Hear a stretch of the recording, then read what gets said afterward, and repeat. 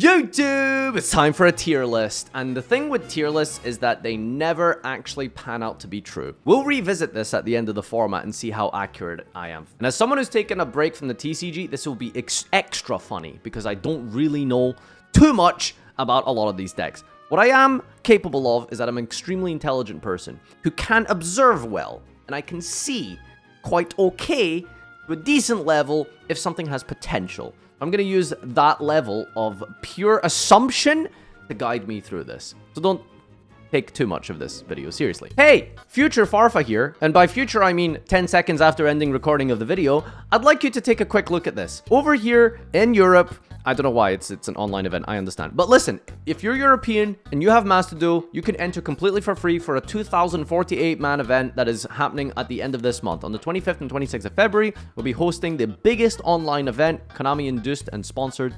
Please join, have a look, and join the Discord tier. I'll leave a link in the description, and check it out and see if you can join along. All right, let's begin. We've got ABC. ABC is a deck that got Ancient Fairy back. An Ancient Fairy is absolutely, in and of itself, basically Buster Dragon if it was not a boss monster, but an extender. That card was made and designed for ABC. With Destredo at 3, and even Ravine and Dark and Dragon Shrine as well, the consistency of this deck means you no longer have to just forehead draw a field spell or bust. This thing absolutely is capable of success at the regional and local level. I don't know if this will consistently top major events. And by the way, when I say this will consistently top, I mean this will consistently top a YCS. So that's what I mean by that. I think this absolutely has massive potential at the regional local level, and I wouldn't be surprised if it had 1 or 2 spots at a YCS. But I don't think it'll be consistent enough at that level. Abyss Actor. Kind of the same boat. I don't know too much about it, but it seems like to have a lot of decent tools to itself. But the problem is that there's Shangri-La in the format. And as soon as you lock a scale and you know your opponent knows what you're playing, it's kind of game over for a lot of Pendulum decks. But at least it does a little bit better than Draco's Lairs. Ecclesia or Dogmatica. This deck got White Nadir. It's so close to being okay, I think. It's so close, but you kind of need to go first and lock your opponent out their extra deck, and it doesn't have too much tools for going second. Not really a lot, but it does have space for non-engine, I've noticed.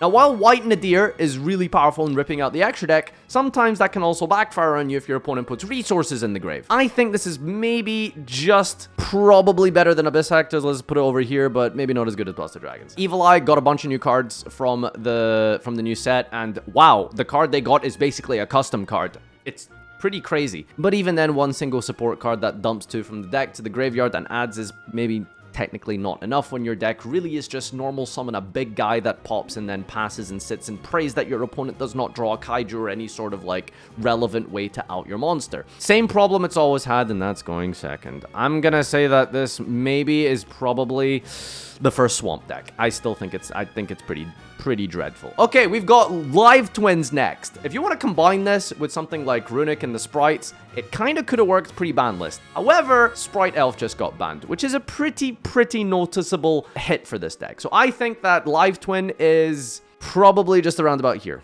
Next up, we've got Photons. Photons, oh, they're just so close to being good. I don't know. Maybe they're going to be good. Maybe they're not. They finally got that little bit of support to be able to just be that more consistent and that better at playing through disruption and going second. And for some reason, this deck does really well going second playing through disruption. I don't know if that's maybe because people don't really know what your deck does, but for the most part, it's actually pretty consistent. But is it consistent enough to stop like a full Kashtira combo or to stop Runics popping your field and activating cards from their hand consistently? I don't know. I would love to see this do well, and I think it's definitely probably better than Dogmatica.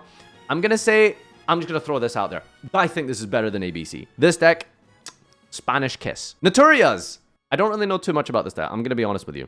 But consistently topping a YCS, I'm not sure. The only person I know that even tried to make this deck viable is Vlad, and he clearly didn't do much with it last format. But that was full power Tirashizu. Will he do something with it now? Will he not? We'll find out on the next episode of the YCS. At this point, I'm just gonna make like an I don't know tier, so I'm gonna leave it down here for now. Salamangreat.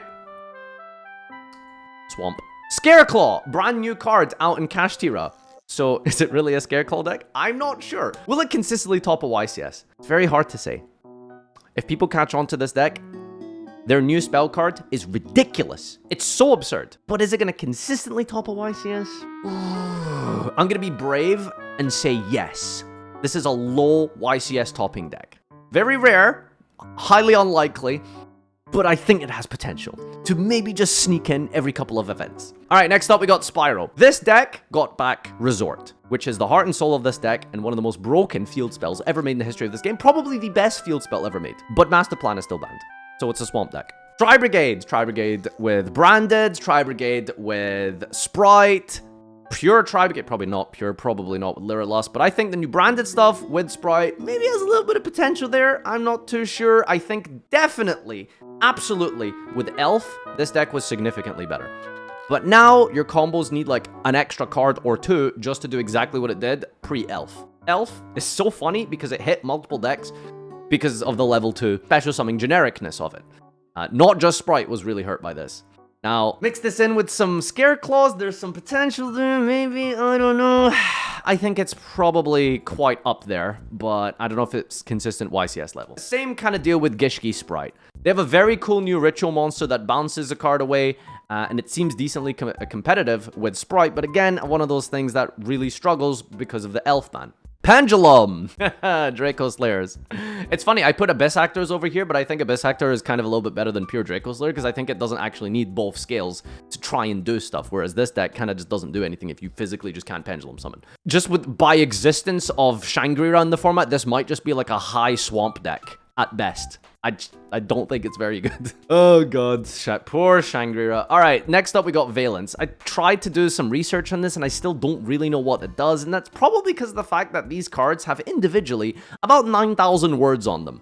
So I'm not exactly sure if this has any potential at the regional local level. It seems consistent enough, but again, Shangri-La is just such a nuisance that I don't really know. I'm gonna put it at the very low regional local level. Kashtira! Well, absolutely without a doubt, this will win a YCS. This will probably be at the level and potential to win a YCS. Will it do that consistently all the time? Hard to say, and it's definitely not a DDD tier. Donkey Dog Dynamite Destroyer. I think it's here. I don't know if it's better or worse than Tearlaments or Sprite or whatever the current meta is going to be. Maybe some Flunder. I don't know. Probably not. But the point is, I think that this is obviously the deck to play against, the deck to look out for, the deck to side deck for, main deck for everyone. This is going to be on everyone's radar. All right, let's do some content creator decks. So obviously we know that Burning Abyss is probably one of the best decks ever made, and so naturally it's going to be an absolute Donkey Dog Dynamite Destroyer, this format. Where's MBT's deck? Heroes, Swamp. Altergeist, Swamp. Code Talkers, shoutouts to Kevin, Swamp. Yeah, so everyone else's pet deck is bad, my deck is good. Anyway, Sprite. Hard way to encapsulate this because it's Sprite, Pure Sprite, Sprite Runic. You know, that's kind of why they're both here together. Hard to really say if which one is the best one, which one is the more consistent one, or is the most powerful one. Still a lot of potential there. Sprite Elf hurt a lot. Ronin Toadin really hurt. But they still have Toad. They're trying to play this new Bujinki Link 2 monster that special summons back the frog from your hand and then from the graveyard. That gives you semi-easy access to Toad. But everything sort of revolves around trying to make Toad, which is just going to be significantly harder. Now, breaking boards with Runics, however, that's a good way to play this deck, and there's a lot of potential behind this. So I think absolutely, at least these two decks together, could absolutely 100% win a YCS. These two decks could definitely win a YCS. Now, I don't know if they're going to be the best decks. It might vary from event to event, but I think they absolutely have potential. Another content creator deck, Swamp. Sorry, just because Endymion Mighty Master Girl came back to 3 doesn't mean anything. Deck sucks. Deck always sucked. Having 2 more copies of this, still gonna suck. Sorry. Flunder, Plunder, Hunder, Thunder. I mean, this used to be here. Would consistently top YCSs. Even in full power Ishizu tier format. But they banned the statue. So it's hard to say. How important is the statue? Very, I would argue. And also, now you've lost your main sort of advantage in terms of hand traps, which was Dimension Shifter, because now Kashtira plays it. Now everyone's really got that card on their radar, and the whole deck of Macrocosmos as a concept. So now you don't even have Dimensional Shifter as your sort of big advantage, game 1. I don't really know what this deck has for it. It's probably just somewhere at the regional level, mid-regional level, I don't know. Are we going to Small World, reveal M-Pen, add Water Barrier statue? Some serious cope there. Sky Strikers, Mystic Mine got banned. This deck's been Swamp ever since. Branded! I'm going to put a prediction out there, and this might surprise you, but this deck will win a YCS. I think the brand new support, coupled with the Bestials, which obviously aren't that great against Kashtira, but depending on how much the format flip-flops between Tearlaments, Kashtira to Branded to Sprite, I think the graveyard could be relevant for some events. 100%, this deck, with some of the new support cards, plays completely differently to how it used to before. But now, I think, as long as you don't get Ash Blossomed, we're cooking, baby. We're cooking. Swaz. Deck didn't really get anything. There's a new Ice Jade Synchro monster that sort of literally was made to counter Kashtira, in a sense. I said lore reasons. Not really sure if that's going to be enough to support it and make it as good as it kind of was before. No Halka Fibrax for extension plays. No Denglong like in Master Duel. Yeah, lore? What do you mean lore? The level 10 Ice Jade monster that is designed to, like, help the Sword Souls that fights off the Kashtiras. Is that not... What do you mean? Am I wrong about this? Entirely different lore? Was that the wrong universe? I may have mixed up Ice Jades and Kashtira. Whoops, cry about it. I don't watch Netflix. Sorry, I don't have a Crunchyroll subscription. I don't watch anime, so that's why I got that mixed up. My bad. Speaking of which, hang on, I need to show this. There's a reason I haven't... I got this wrong and why I didn't realize that Ice Jade and Kashtira and Albaz are not the same thing. You see, I have watched, out of all of the top anime, 6 out of 100. This is as good as it gets. So, please forgive me. Anyway, anime aside, Sword Soul. I don't even know if Sword Soul can consistently top a YCS anymore, man. It's so hard to say. I think this is obviously, like, maybe, like, the best regional local deck level, but it's, like, really low down here. Consistent is a strong word to say. Absolutely could top a YCS. No one would be shocked if that happened, but consistently, it's gonna be a stretch. All right, Tearlament. This is gonna be my hot take. Banned Snow, however many ban lists ago, and then they came for the Yashizu cards, and then they limited all of the Tearlament main deck monsters except Reinhardt. Then they banned Kit Kalos. This deck, it absolutely will win a YCS. I think this deck is still better than Kashtira. You heard it here first. You might be watching this right now before the YCSs and thinking to yourself, how? Just you wait and see. One absolute genius will cook so much that eventually they will force this out into the meta where it deserves to be. They'll find some way to make this optimal. They'll find some way to deal with the Macrocosmos going second, and it will be the best deck again. If you look at the Tearlament end boards, they are still the same as they were before. They're just as good. But, you know, it's lost consistency, of course. And Kid Kalos not being a name means you have to play Swamp Boy. Regardless, Kashtira is not that strong for a top tier deck, and I think it's very beatable. Tearlament, still the best deck. Dargons, I love Dargons, but there's no deck in the game that's been nerfed as much as Dargons have. They lost Halka Fibrax, they lost LP, they lost Smoke Grenade, they lost freaking there was another hit recently this format that also addresses Snow. They lost Snow. I just don't know what they have anymore, man. Like Chaos Ruler, that's the recent one. What does Dark? I don't know, man. I don't know. I honestly think this is probably worse than Dogmatica, maybe better than Abyss Actors. I don't know. Probably not. Probably worse than Live Twin. Live Twin's probably also better than this. It's probably worse than Valence. Deck is just not good anymore, man. I don't know. Ancient Fairy Dragon, Pop Boot Sector, add Dragon Ravine. Brrr, maybe. I don't know. Mathmech. Ooh, what do we say about Mathmechs? Well, clearly the best dominant deck in all of Master Duel. But that's a different format. That's a different game. There's 3 powerful tier 1 decks not available in that game, so... Where do we put the Mathematicians? Very good and consistent and strong deck that can play a lot of hand traps. I don't know how much the graveyard matters with this deck. It does significantly hurt, but it's not insurmountable. You can maybe kind of play without a graveyard if you get Rise Hardened, but probably not.